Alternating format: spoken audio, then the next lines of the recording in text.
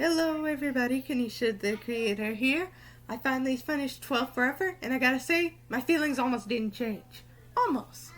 I my favorite characters actually made the episodes that I watched a little bit more enjoyable.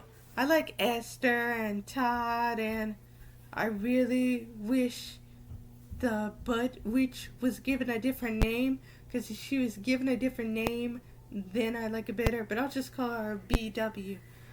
I really did like BW, and like how she was rampaging across the island. I didn't even really care that the island was being destroyed. I just like her in general. But I kind of was unsatisfied when she turned Big Deal into a monster instead of just having him be like a regular minion. But technically he was still a minion, but whatever. And I'm glad that Todd got a girlfriend in the end. I guess it was kind of cute with Reggie kind of having a crush on that girl. What was her name? I think it was like Courtney or something. I guess it was kind of cute, but I'm still standing by what I said in the first 12 Forever video about Reggie being annoying. Listen, I don't care if she's going through the metamorphosis of soon becoming a teenager. She was still being annoying and selfish and not even letting her friends be themselves. Like as soon as her friends start paying attention to something other than her, then she gets all possessive.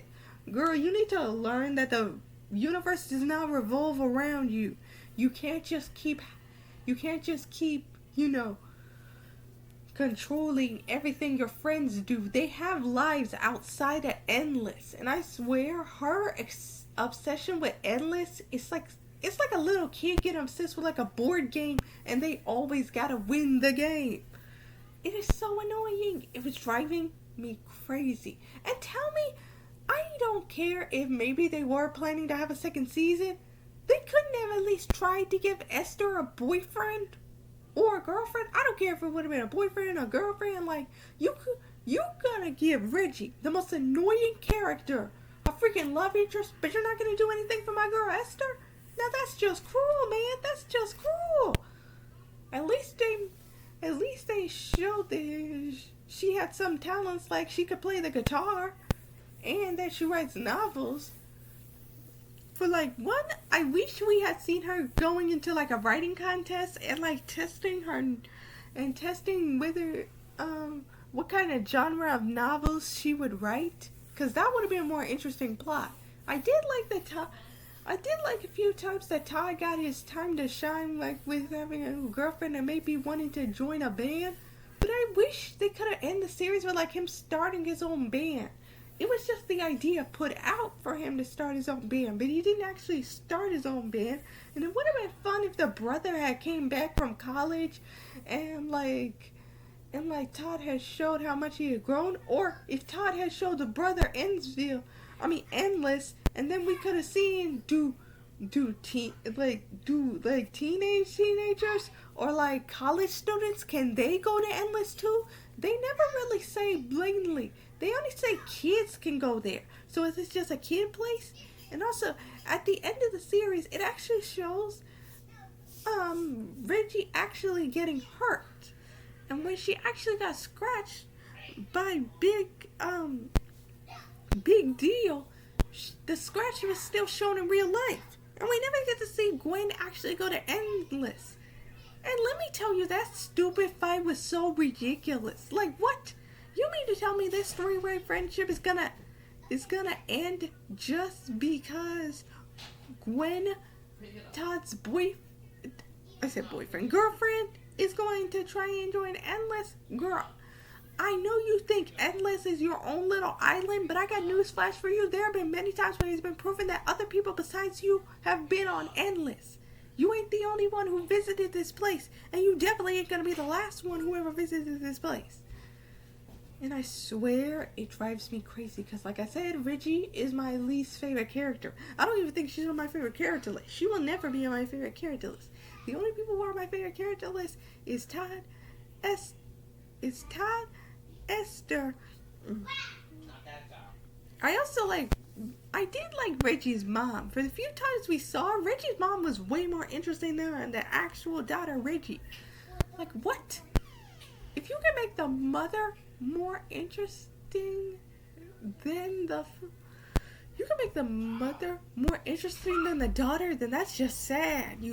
What kind of flow were you going for? I bet y'all are trying to say, oh, she's just a girl who doesn't understand that she's going to grow up to be a teenager no matter what. She just wants to stay young forever. Listen, staying young forever is one thing, but this girl has to be more realistic, because she knows in the real world what Todd said is true. None of this stuff in Endless is going to matter. And I wish they had challenged that more. But no, it's just like, I'm gonna stay young forever. It's almost like what they tried to... It's like almost what they did with Mabel and Gravity Falls. But at least they did that way better, because I actually liked Mabel. I like Mabel way more than I would ever think I'd like Reggie. And I'd bet half of y'all are like, why? Well, maybe you should just rewatch it. I just finished it. I think I have a pretty fresh set of how I think about this show. I don't think rewatching is gonna do a dang thing. If I didn't like it the first time, then I know for a fact I'm gonna like it the second time. So none of y'all say that. And plus, none of y'all made reviews of 12 Forever, so I doubt any of y'all give a heck about this show. So nobody better attack me in the comment section, because I know none of y'all give a crap about this show. So yeah, this show, I'm giving a 5 out of 10. I would have gave it a 4 out of 10, but I'm bumping it up 1 meter because of Todd and Esther and the rest of the gang.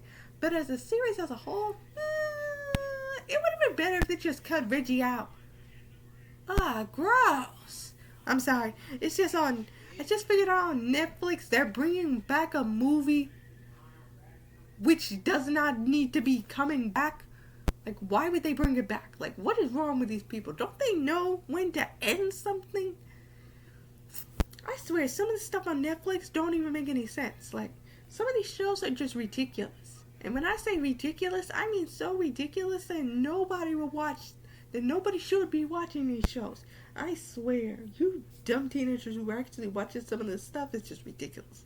I'm not trying to say like all of y'all are dumb, but half of the stuff on Netflix be ridiculous. And don't get me wrong, I'm not saying there aren't some good stuff on Netflix. I'm just saying not all this stuff is good. Half of the stuff that they're trying to put against teenagers is making teenagers seem dumb.